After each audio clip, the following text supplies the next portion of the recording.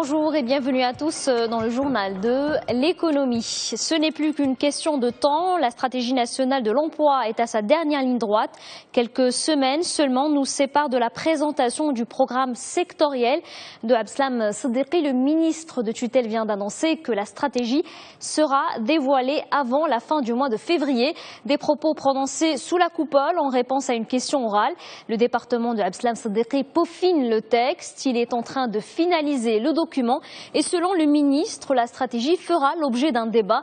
En attendant, le responsable gouvernemental a rappelé que la loi de finances comprend deux mesures phares. La première porte sur la prise en charge par l'État de la part de l'entrepreneur dans la couverture sociale de 5 salariés. Ça concerne les entreprises créées entre 2015 et 2019. Autre mesure, la réforme du régime d'insertion. Autre déclaration à retenir, celle du ministre du Tourisme. Devant les parlementaires, Lhassan Haddad a présenté les performances de l'activité touristique entre janvier et juillet 2014. Les résultats sont globalement positifs et encourageants, a-t-il précisé.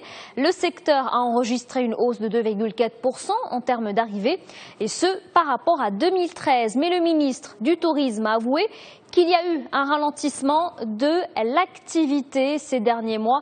Lhassan Haddad a fait état d'un certain recul au niveau du nombre de touristes des nuitées à partir du mois d'août. Le marché français est le plus concerné par ce constat et en cause 3 facteurs. Une ancienne mise en garde de la France déconseillant ses ressortissants de se rendre dans des pays arabes. Deuxième facteur, les derniers actes terroristes de Paris.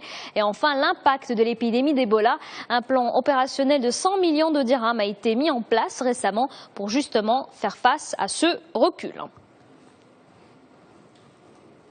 Et il n'y a pas que le marché français qui intéresse le Maroc. Le Royaume veut conquérir les touristes italiens. Son objectif en 2015, attirer près d'un demi-million de visiteurs en provenance d'Italie, ce qui représente une progression de 10% par rapport aux chiffres de l'an passé. 2014 a connu une croissance de 7% des arrivées de touristes italiens. Les nuitées ont affiché une hausse de 10%. Et où en est le projet de la ligne à grande vitesse? La question se pose de plus en plus. La mise en service de cette ligne est prévue pour fin 2015, mais le chantier prend du retard. Pourquoi? Eh bien, selon le ministre de l'Équipement et du Transport, le retard est dû aux procédures d'expropriation des terrains. Elles seraient plus longues que prévu. Aziz Rebah avoue dans une interview accordée au journal L'Économiste que ce chantier est complexe. Et du transport ferroviaire, on passe au transport aérien. Le nouveau terminal de Fès Saïs est fin prêt. Il est destiné à porter la capacité d'accueil annuelle de l'aéroport à 2,5 millions de passagers. En 2014, près de 780 000 voyageurs ont transité par Fès Saïs. La réalisation du terminal a coûté une enveloppe de 479 millions de dirhams. Le financement a été assuré par l'ONDA et la Banque africaine de développement. Les travaux avaient commencé en 2011 sur une superficie de 17 000 mètres carrés. Le projet fait partie d'un grand chantier d'extension de l'aéroport de la capitale spirituelle. Et on change de registre à présent, on va s'intéresser au secteur de l'énergie. On vous parlait il y a 2 jours des résultats financiers d'Africa Gaz. Alors voici aujourd'hui les chiffres annuels d'une autre filiale d'Aqua Group, Maghreb Oxygène. Alors pour la société, l'année 2014 a été moins prolifique. Les indicateurs sont en berne.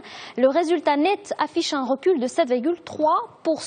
Il n'a atteint en 2014 que 8 millions de dirhams. Et derrière cette contre-performance, le fléchissement du résultat non courant. Les autres chiffres sont plutôt dans le vert, une progression de 7% du chiffre d'affaires. Et dans l'actualité aussi, ce chiffre publié par l'Office européen des statistiques, 17,3 milliards d'euros. C'est le stock d'investissement direct étranger que détenait l'Union européenne au Maroc en 2013. Il représente une augmentation de 2,3 milliards d'euros. Le Royaume est le 4e pays d'Afrique dans lequel l'Union européenne détient le plus important stock d'IDE. La première marche du podium est occupée par l'Égypte avec 42 milliards d'euros. La deuxième place revient à l'Afrique du Sud avec 41 milliards, alors que le Nigeria décroche la médaille de bronze avec 29 milliards. Voilà donc pour l'actualité économique. Très bonne journée à tous sur notre antenne.